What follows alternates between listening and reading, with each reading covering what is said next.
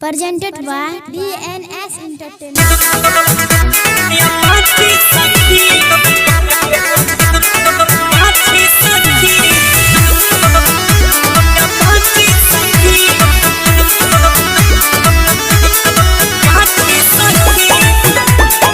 Singing by Gaurav Thakur.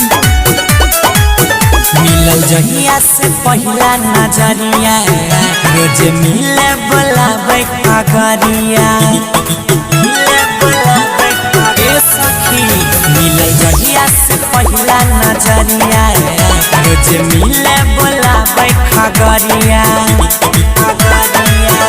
मजा ले छे भरपूर कहियो रहे न छे दूर मजा ले छे भरपूर कहियो रहे न छे दूर कहे लव यू पराठी सखी रे रे रे रे रे लेके अब छौड़ा माया पाची सखी प्यार करे लाई जाय छे गाछी सखी लेके अब छौड़ा माया पाची सखी प्यार करे लेने जाय छे गाछी सखी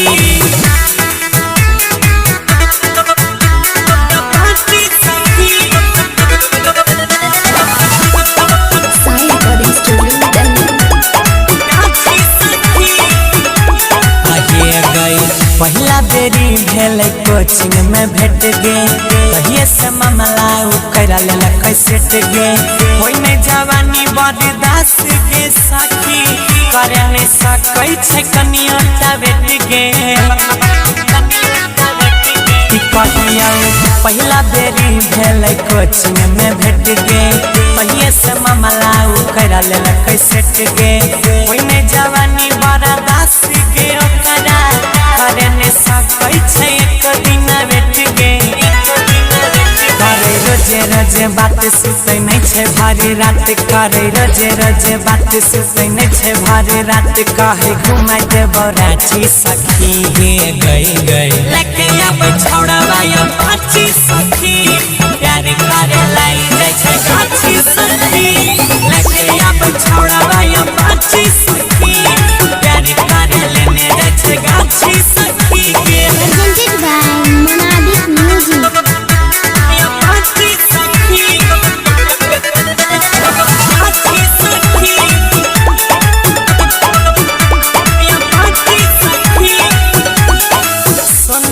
हमारा पिन्हैने छै रिंग गे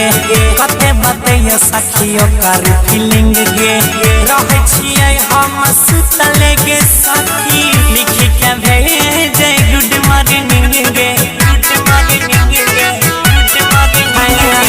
सोना के हमारा पिन्हैने छै रिंग गे कते बतैयो सखियो कर फीलिंग गे प्यार के हमारा सिनेमा देखाई के करे छै ओठवा पे रोज किसिंग गे कहे सोनुआ गौरव सन्नी जन गेलै सब कहे अजया गौरव हन्नी जन गेलै सब गुड्डू बीनू गेलै बाची सखी लेके आता है बाबू अपाची सखी प्यार करे गोइंग टू गाछी सखी लेके आता है छौड़ा अपाची सखी प्यार करे लेने जाय छै गाछी सखी Presented by Sai Recording Studio.